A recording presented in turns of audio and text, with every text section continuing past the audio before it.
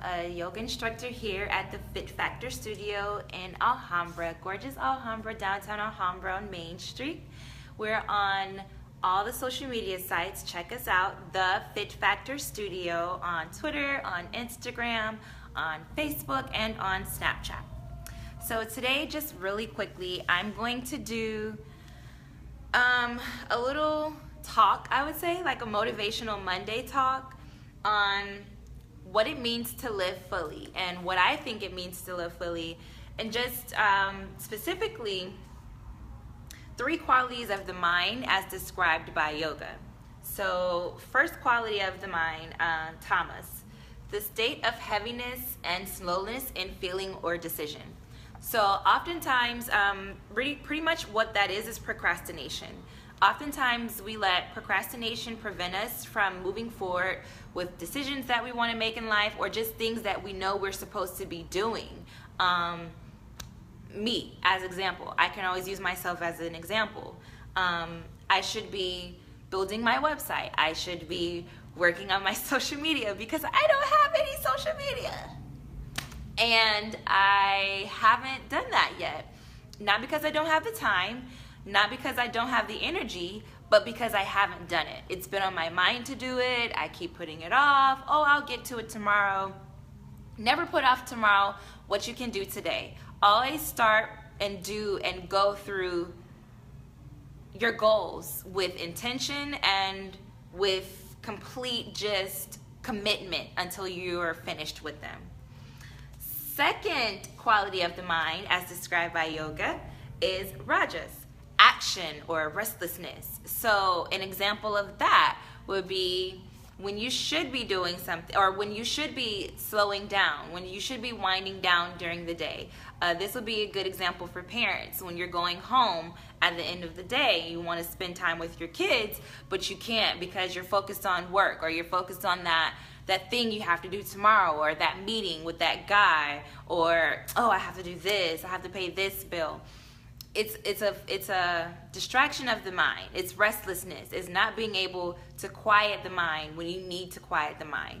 A lot of people deal with restlessness and not being able to sleep at night. This is a form of a quality of mind that we have control over. We have to be able to control our mind and what we allow it to do. And restlessness, anxiousness, overthinking is something that we can control.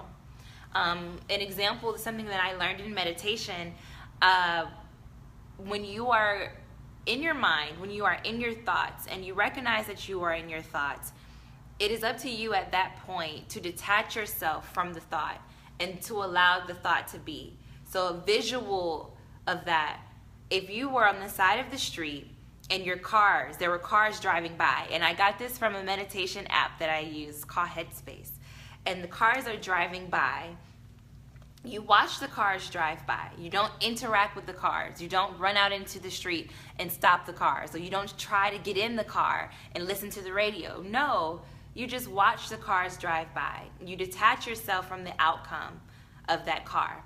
That car is a representation of our thoughts and our ideas.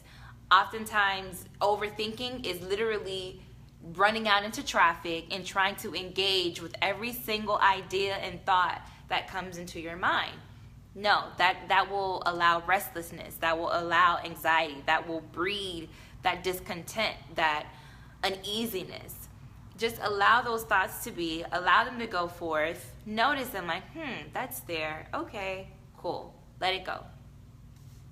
Lastly, last state, the third quality of mind, as described by yoga, is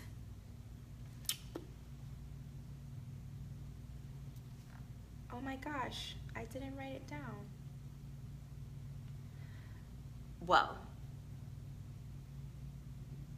tamas, rajas, I should have brought my book. Tamas, rajas, and sattva. Yes, sattva.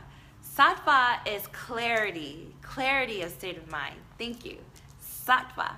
Okay, so sattva is the opposite of rajas, opposite of tamas. It's literally just having clarity and full peace, full clarity in a full peace in your mind. Sorry, getting tongue-tied. You guys, this is my first Facebook Live. I don't have social media. Thank you for bearing with me. But sattva. So sattva is what all of us aim towards. It's what we aim towards in the yoga practice. Your yogic practice, your asana practice is to lead you towards sattva. It's to lead you towards meditation. It's to lead you towards bliss. It's to lead you towards acceptance.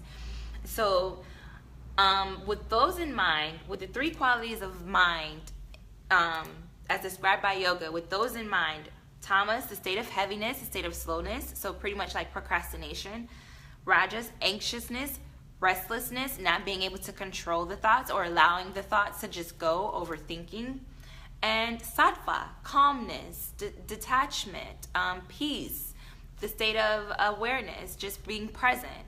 With those things in mind, those are the 3 qualities of mind as described by yoga. So to live fully, I would say intentional choices, making intentional choices is first and foremost. Like, an intentional choice that I made was to quit my job more than once and relocate to an entirely different city or a different area, or hop into an entirely different career field, which I've done several times. I'm not attached to any one thing or any one idea, because my ultimate goal is to live happily and with intention, with purpose, and to follow my purpose. So wherever that purpose leads me, if it's through the mud and to the north and to the south and overseas, wherever my intention leads me, that's where I'm going to follow.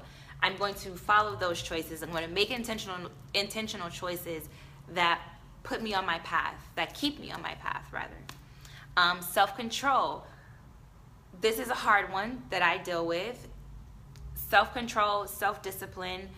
Ultimately, the lack of that leads you off of your path. It leads you away from living fully. How can you work out if you first can't get off the couch to get to the studio? Or how can you lose weight if you first can't deny that piece of cake or whatever it is that you need? For me, it's just this, it was the same thing. How can I say that I want to live this lifestyle if I'm not even willing to cut out the things that prevent me from living the lifestyle that I choose? Self-control, self-discipline literally are little choices, little by little, that you make every single day. That's it. It's a practice. You never ever perfect self-control. You never ever perfect it. Just like you never ever perfect the practice of yoga. Every decision that comes up, every choice that comes up, it's up to you to decide how that plays out. Self-control and self-discipline, that's it. Every single situation, self-control and self-discipline. Remind yourself, it's up to you how that situation plays out. Third thing, expectations. Detach from your expectations. Detach from the idea of perfection. Detach from the idea of expectations. Expectations of how this situation should work out. Expectations of how this relationship will end or benefit you. Detach yourself from expectations and really just allow yourself to be present and aware in every single situation that you find yourself in. No expectations needed. No expectations needed. Expectations lead to disappointments. So just detach from expectations and just allow yourself, whatever comes, whatever happens, whatever situation occurs, it occurs, and that's okay. Everything is okay. Everything is a flow, the ebb and flow of life. Now, detaching yourself from expectations leads to overall acceptance. And I said this before, but I'm going to say it again. The ebb and flow of life. Just acceptance. Things come and they go. Things change and they stay the same. Sometimes you love this person one day, sometimes the next person you don't. The next day you don't. It's the ebb and flow of life. It's acceptance. So live fully. My four things for living fully. Make intentional choices. Number 2, have self-control. Practice self-control. Practice self-discipline. Number 3, detach yourself from expectations. Detach yourself from the idea of perfection. And number 4, have complete acceptance and allow life to flow. Like flow with life. The ebb and flow of life. Like a swimmer. All right. Thank you guys. I'm here at the Fit Factor Studio Mondays at 9, Yoga Fit, Thursdays at 7 p.m., Yoga Fit. Thank you for listening and watching. Beautiful Monday.